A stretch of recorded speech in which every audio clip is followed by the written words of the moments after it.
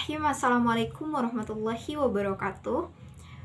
Halo semuanya, saya Ika Monika, mahasiswi jurusan bimbingan konseling Islam semester 5. Saat ini saya memiliki tugas mikro konseling, yaitu bagaimana pengadministrasian need assessment itu. Oke, langsung aja ya.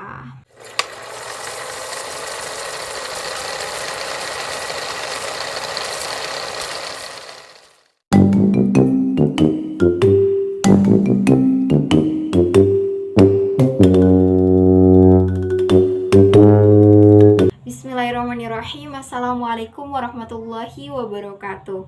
Alhamdulillahirabbil alamin wa bihi nasta'in wa ala umuri dunya waddin. Assalatu wassalamu ala asrofil anbiya'i wal mursalin wa ala alihi washabihi ajmain, amma ba'du. Puji syukur kehadirat Allah Subhanahu wa taala, yang mana berkat Allah lah kita bisa berkumpul di acara kali ini. Masya Allah. Salawat bertangkai kana dan salam semoga tetap tercurah limpahkan kepada junjungan kita, yakni Habibina wa Syafi'ina wa Maulana Muhammad sallallahu alaihi wasallam. Oke, teman-teman, selamat pagi. Gimana kabarnya hari ini? Semoga selalu dalam keadaan sehat walafiat ya. Amin. Oke, sebelumnya ada yang tahu aku nih siapa dan kira-kira mau ngapain gitu kan? Oke, perkenalkan, nama aku Ika Monika. Aku dari mahasiswi UIN Banten, jurusan bimbingan konseling Islam semester 5, teman-teman. Jadi masih maba 2 tahun yang lalu lah ya. Jadi nggak beda jauh sama teman-teman di sini. Nah, sebelumnya teman-teman tahu nggak sih aku mau ngapain di sini nih? Oke, jadi di sini aku bakalan melakukan assessment untuk teman-teman untuk mengukur hubungan interaksi sosial di teman-teman ini, yang mana aku bakal menggunakan instrumen sosiometri. Nah, aku jelasin dikit ya soal sosiometri. Sosiometri itu adalah alat untuk mengukur suatu hubungan baik di dalam kelompok kecil ataupun kelompok yang lingkupnya besar gitu. Jadi untuk mengukur sejauh mana sih interaksi teman-teman di sini gitu. Apalagi teman-teman kan mungkin udah berinteraksi cukup lama gitu kan di sini. Jadi aku pengen tahu nih kira-kira teman-teman di sini udah bagus atau memang masih kurang baik nih interaksinya sama teman-teman yang lain. Dan juga teman-teman gak usah khawatir ketika teman-teman ngisi. Teman-teman gak usah khawatir kalau misalnya datanya ini bakalan bocor, karena insya Allah data ini bakalan terjaga dan juga tidak akan disebarluaskan. Jadi gak perlu tuh misalnya nyontek di teman ataupun jawab gak jujur. Jadi teman-teman bisa untuk mengisi pertanyaan aku dengan jawaban sejujur-jujurnya, dengan apa adanya, tanpa takut teman-teman ngerasa salah gitu, karena ini nggak akan mempengaruhi misalnya nilai teman-teman dan lain sebagainya, karena ini tuh cuman untuk mengukur gitu sejauh mana hubungan interaksi teman-teman di sini. Nah, udah paham? Oke deh. Nah, silakan teman-teman pasti bawa buku tulis kan, sama juga pulpennya. Silahkan siapkan kertas dan juga pulpen. Ada yang nggak bawa pulpen atau ada yang nggak bawa buku? Oke, tolong ya kalau misalnya di sini ada temennya yang nggak bawa pulpen ataupun nggak bawa buku, boleh tuh minta ke teman yang lainnya. Oke, teman-teman, udah? Oke, kalau udah, kalau misalnya udah, selanjutnya teman-teman gimana nih? Udah siap jawab pertanyaannya? Udah siap belum? Atau mungkin teman-teman mau ada yang ke kamar mandi dulu atau mau ngapain dulu, minum dulu gitu kan? Gimana teman-teman? Oke, udah siap ya semuanya? Kakak harap teman-teman di sini menjawab dengan sejujur-jujurnya dan juga apa adanya. Dan juga aku harap selama kita di sini teman-teman nggak berisik ya, dan juga bisa mengikuti kegiatan kali ini dengan tertib. Oke. Nah, karena udah siap, sebelum kita ngisi kayaknya kurang afdol gitu kalau misalnya kita nggak berdoa dulu biar semuanya dikasih kelancaran. Oke, silahkan berdoa dimulai. Amin. Oke, udah teman-teman, udah siap dong. Tadi udah siap, udah berdoa juga, dan sekarang teman-teman tinggal jawab pertanyaan aku. Sebenarnya pertanyaan cuma satu, dan teman-teman tinggal jawab dengan sejujur-jujurnya. Oke? Oke, udah siap ya? Oke, pertanyaannya, sebutkan 2 nama teman yang kalian senangi di sini yang untuk diajak berdiskusi.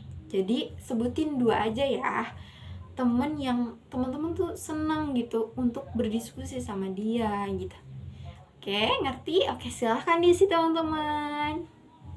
Oke, ngerti kan? Jadi tinggal tulis nama aja, nama teman yang kalian senangi untuk diajak diskusi. Oke, 2 ya. Oke. Udah? Oke, kalau misalnya udah, boleh dikumpulin. Oke, semuanya udah. Oke, terima kasih ya teman-teman karena udah mengisi dan juga sudah mengikuti kegiatan kali ini. Teman-teman gak usah khawatir kalau misalnya data ini akan bocor. Tidak, karena asas kerahasiaannya pasti dipegang. Dan juga nanti untuk penyampaian hasilnya aku sampaikan di minggu depan. Aku harap mungkin nanti kita bakalan bekerja sama nih dengan teman-teman, karena kan aku akan membuat sebuah program. Mungkin ketika teman-teman di sini hubungan interaksinya kurang baik, aku harap teman-teman bisa diminta kesediaannya untuk melakukan program yang nanti akan aku buat. Mau ya? Oke, semoga teman-teman berkenan.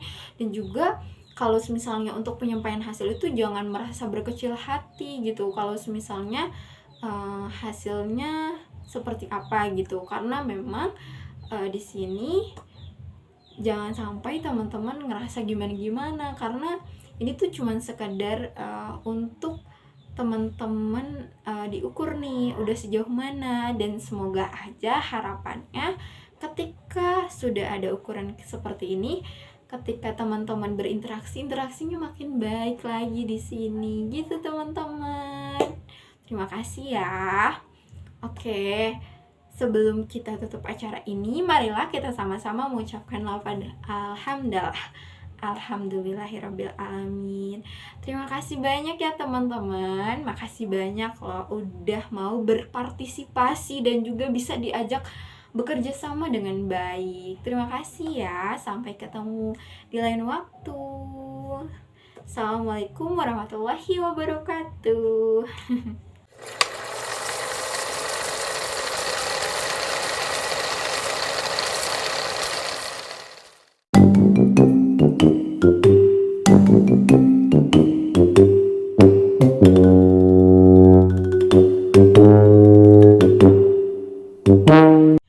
Bismillahirrahmanirrahim. Assalamualaikum warahmatullahi wabarakatuh. Halo teman-teman semua, selamat pagi. Gimana kabarnya hari ini? Alhamdulillah kalau misalnya pada baik. Alhamdulillah ya. Pasti masih ingat dong sama aku siapa dan Oke, bener banget. Aku Ika yang minggu lalu sempat kesini mengunjungi teman-teman untuk melakukan pengukuran soal hubungan interaksi sosial di teman-teman. Nah, seperti yang udah kita sepakati sebelumnya, kan aku ngasih tahu nih nanti bakalan ada kasih tahu kalau misalnya nanti tuh bakalan ada hasil dari kemarin ya kan, minggu kemarin. Nah, ternyata teman-teman di sini ada beberapa anak yang memang dia interaksinya masih kurang baik nih. Jadi ternyata di sini meskipun teman-teman udah lama gitu kan ya di sini, tapi ternyata masih ada yang mungkin interaksinya kurang baik. Mungkin beberapa teman di sini mungkin masih ngerasa malu mungkin ya, pendiam. Jadi mungkin kurang enak untuk diajak diskusi mungkin ya. Nah, seperti yang aku udah kasih tahu, nanti mungkin ada beberapa orang yang bakalan melakukan program sama aku untuk mengatasi permasalahan, dan semoga aja kedepannya interaksi di teman-teman ini bisa jauh lebih baik. Tuh, jadi gitu teman-teman.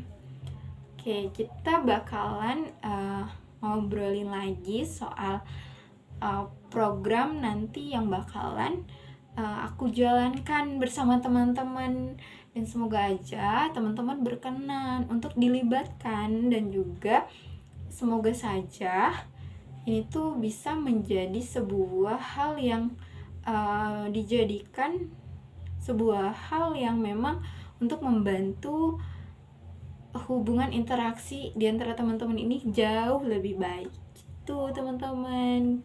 Oke, terima kasih ya. Segitu aja. Wassalamualaikum warahmatullahi wabarakatuh.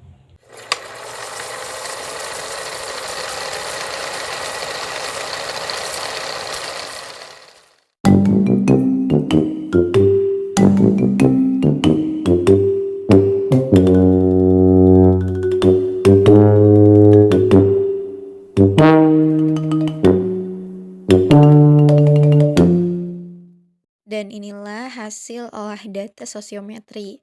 Nah, di sini ada 10 orang, yang mana yang pertama indeks itu yaitu merupakan inisial dari setiap anggota. Ada SM, ada ME, ada AR, ada NS, ada NM, ada DP, ada AN, ada MR, ada IR, dan juga NA. Nah, SM sendiri pilihan pertamanya yaitu ME, pilihan keduanya NS, ME yaitu pilihan pertamanya SM, dan juga pilihan keduanya AN. Yang ketiga AR yaitu pilihan pertamanya SM dan pilihan keduanya DP. Yang keempat yaitu ada NS, pilihan pertamanya DP dan juga pilihan keduanya NM. Yang kelima ada NM, pilihan pertamanya IR dan pilihan keduanya AR. Yang keenam yaitu ada DP, pilihan pertamanya itu SM dan pilihan keduanya itu NS. Yang ketujuh itu ada AN, pilihan pertamanya itu NS dan juga pilihan keduanya itu ME. Yang kedelapan yaitu MR, pilihan pertamanya NM dan juga pilihan keduanya SM. Yang kesembilan yaitu IR pilihan pertamanya AN dan juga pilihan keduanya itu NM. Yang terakhir itu NA pilihan pertamanya AR dan juga pilihan keduanya AN. Jadi berdasarkan hasil data diagram sosiometri, siapa orang yang paling disenangi untuk diajak diskusi, dapat disimpulkan bahwa yang paling banyak itu adalah SM, dan juga yang terisolasi itu MR dan NA. Nah, berikut ini adalah hasil olah data sosiometri. Di sini ada panah yang menunjukkan pilihan pertamanya panah warna biru dan juga pilihan keduanya warna kuning. Nah, di sini yang paling banyak dipilih yaitu SM. Sedangkan yang tidak dipilih itu ada 2 orang, yaitu MR dan juga NA. Oke, selanjutnya program semesteran bimbingan dan konseling. Jadi dari hasil yang tadi ada beberapa program selama 1 semester yang akan dilakukan dari hasil sosiometri yang tadi sudah disampaikan. Yang pertama, jenis kegiatan atau layanan. Yang pertama persiapan yaitu pembuatan instrumen pertanyaan. Mencakup bidang bimbingan pribadi, sosial, belajar, dan karir. Fungsinya sendiri yaitu sebagai pemahaman. Tujuannya untuk mempersiapkan apa saja yang dibutuhkan anggota. Sementara sasarannya yaitu semua anggota. Waktunya akan dilakukan pada bulan Januari. Yang kedua, asesmen kebutuhan. Asesmen kebutuhan itu melingkupi bidang bimbingan pribadi, sosial, belajar, dan karir. Fungsi bimbingan dan konselingnya itu pemahaman. Tujuannya itu terungkapnya nih kebutuhan konseli. Sasarannya itu semua anggota, waktunya itu bulan Januari. Yang ketiga, menyusun program bimbingan dan konseling. Mencakup bidang bimbingan pribadi, sosial, belajar, dan karir. Fungsi bimbingan dan konselingnya itu pemahaman. Tujuannya itu layanan bimbingan dan konseling yang terarah dan tepat sasaran. Sasarannya itu semua anggota. Waktunya itu bulan Januari. Yang keempat, pengadaan sarana dan prasarana bimbingan dan konseling. Melingkupi bidang bimbingan pribadi, sosial, belajar, dan juga karir. Fungsi dari bimbingan dan konselingnya itu sendiri itu fungsinya adalah pengembangan.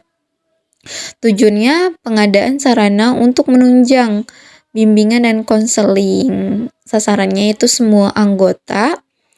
Waktunya itu bulan Januari. Oke, kita lanjut ke layanan bimbingan dan konseling, yaitu layanan dasarnya. Yang pertama, bimbingan klasikalnya meliputi bidang bimbingan sosial dan juga karir. Nah, fungsi bimbingan dan konselingnya sendiri itu fungsi pemahaman dan juga pengembangan. Tujuannya yaitu memberikan informasi kepada anggota. Jadi sasarannya pun yaitu semua anggota akan dilaksanakan pada bulan Mei. Lalu yang kedua itu bimbingan kelompok. Bimbingan kelompok ini merupakan bidang bimbingan dari belajar. Fungsi bimbingan dan konselingnya yaitu sebagai pemahaman dan juga pengembangan. Tujuannya agar anggota dapat berinteraksi dengan baik. Sasarannya itu semua anggota. Bulannya akan dilaksanakan pada bulan April. Yang selanjutnya yaitu pengembangan media bimbingan dan konseling, melingkupi bidang bimbingan sosial dan juga belajar. Fungsi dari bimbingan dan konselingnya itu sendiri yaitu fungsi pemahaman. Tujuannya untuk anggota agar dapat memperoleh informasi yang bermanfaat baginya. Sasarannya itu semua anggota dan akan dilaksanakan pada bulan Mei.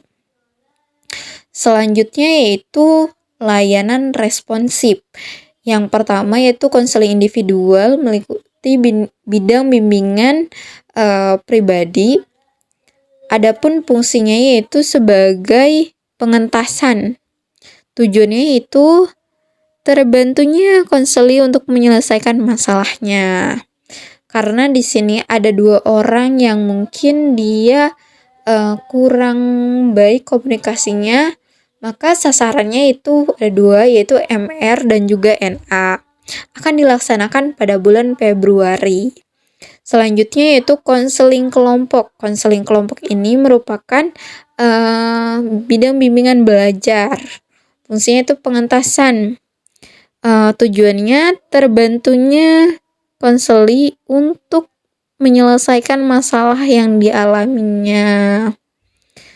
Sasarannya itu semua anggota agar komunikasi di anggota itu jauh lebih baik. Nah, adapun waktunya itu akan dilaksanakan pada bulan Maret. Selanjutnya konsultasi. Konsultasi ini meliputi bidang pribadi.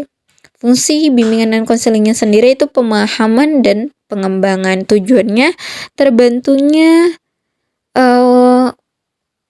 konseli untuk memberikan informasi yang dibutuhkan semuanya. Jadi sasarannya pun semua anggota. Dan akan dilaksanakan waktunya itu bulan Februari. Selanjutnya itu dukungan sistem. Dukungan sistem yang pertama melaksanakan dan menindaklanjuti asesmen, meliputi bidang pribadi, sosial, belajar, dan juga karir. Fungsi dari bimbingan konselingnya itu sendiri itu fungsi pemahaman. Adapun tujuannya yaitu pengumpulan data dan kebutuhan dari peserta ataupun dari anggota. Nah, sasarannya itu semua anggota akan dilaksanakan pada bulan Februari dan sampai Juni. Selanjutnya, kunjungan rumah. Itu fungsinya untuk pemahaman, mengetahui secara langsung keadaan dari konseli itu sendiri, yang mana di situ kan ada 2 orang yang mungkin dia komunikasinya kurang baik, maka akan dilaksanakan kunjungan rumah. Nah, sasarannya pun semua anggota akan dilaksanakan pada bulan Februari. Lalu yang ketiga itu menyusun dan melaporkan program bimbingan dan konseling meliputi bidang pribadi, karir, sosial, dan belajar. Nah, fungsinya dalam bimbingan konseling sendiri yaitu sebagai pengembangan. Tujuannya itu sebagai arsip laporan. Sasarannya itu semua anggota dan waktunya itu akan dilaksanakan pada bulan Juni. Selanjutnya, membuat evaluasi bidang bimbingannya meliputi pribadi, sosial, belajar, dan juga karir. Nah, fungsinya sendiri itu sebagai pengembangan. Adapun tujuannya yaitu penilaian ketercapaian program layanan bimbingan dan konseling. Nah, sasarannya itu semua anggota dan akan dilaksanakan pada bulan Juni.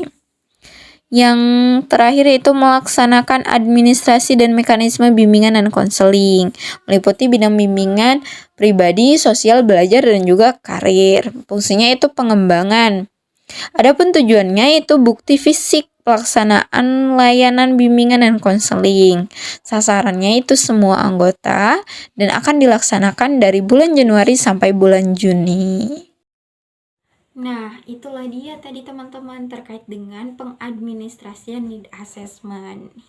Jadi kebetulan yang aku gunakan adalah instrumen yaitu sosiometri, yang mana sosiometri itu sendiri adalah instrumen yang digunakan untuk mengukur hubungan interaksi di dalam ruang lingkup, baik yang kelompok kecil maupun kelompok yang besar. Jadi nggak melulu misalnya harus yang selalu besar ataupun harus yang selalu kecil, tidak.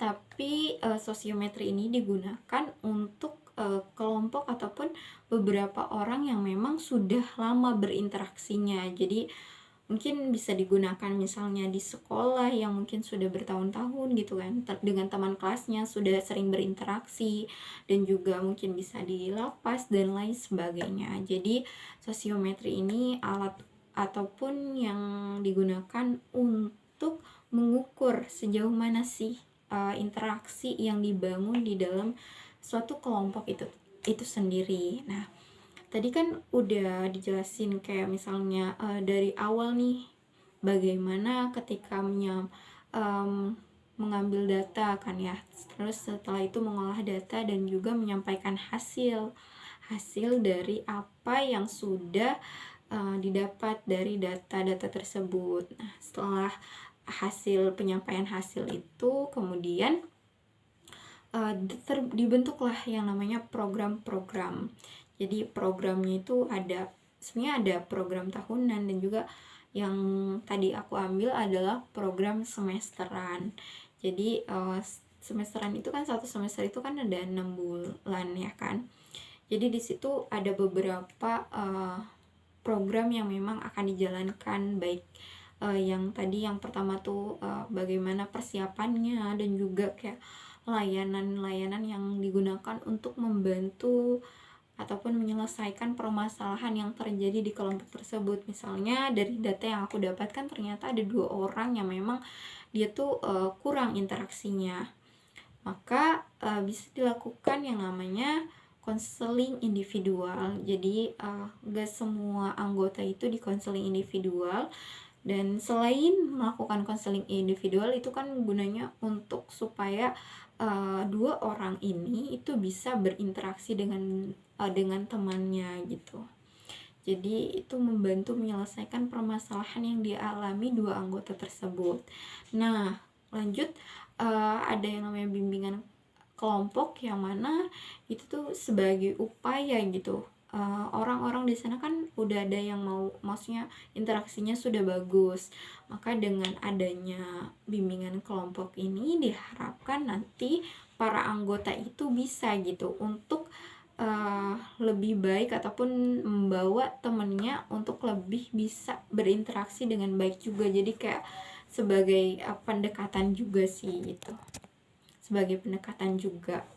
Nah, lalu ada juga konseling kelompok, yang mana konseling kelompok ini juga untuk semua anggota, dimana di situ kalau misalnya untuk membantu permasalahan di situ kan, jadi mengentaskan permasalahan, yang mana dengan adanya konseling kelompok ini diharapkan para anggota ini bisa saling dekat dan juga fungsinya itu untuk pencegahan juga kalau misalnya nanti anggota ini itu mengalami permasalahan yang sama gitu. Jadi program-program itu kemudian disusun dan dijalankan selama 6 bulan itu ataupun 1 semester.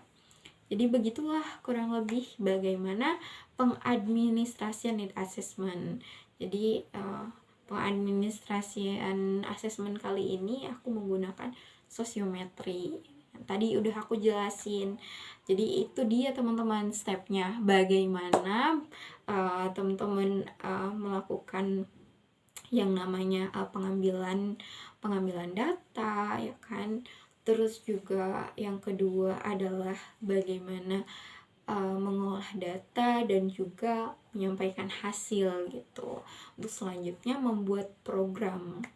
Nantinya program ini sebenarnya nggak cuman sekedar bisa dijalankan oleh untuk mungkin bukan cuman sekedar 2 orang ini, karena kan di situ kan ada 2 orang yang mungkin dia kurang interaksinya, akan tetapi juga ini program untuk semua anggota. Jadi di dalam bimbingan konseling itu kan bukan cuma pengentasan ya kan fungsinya, kan tetapi juga memberikan pemahaman, pencegahan, dan juga pengembangan dan lain sebagainya. Jadi diharapkan dengan adanya program ini di suatu kelompok itu mampu gitu interaksinya itu dapat berjalan dengan baik, dan sehingga di situ sama-sama tidak ada yang ibaratnya tidak ada yang terisolasi gitu kan ya, tidak ada yang dia monoton saja gitu di situ. Jadi hubungan interaksi yang di dalam situ itu tercipta dengan baik, dan juga di dalam anggota itu sama-sama saling berinteraksi dengan baik, sehingga komunikasinya juga berjalan dengan baik. Itu aja penjelasannya, kurang lebih seperti itu ya teman-teman. Semoga bermanfaat apa yang udah aku sampaikan. See you di next video aku selanjutnya. Wassalamualaikum warahmatullahi wabarakatuh. Sampai jumpa teman-teman. Jangan lupa like, oke?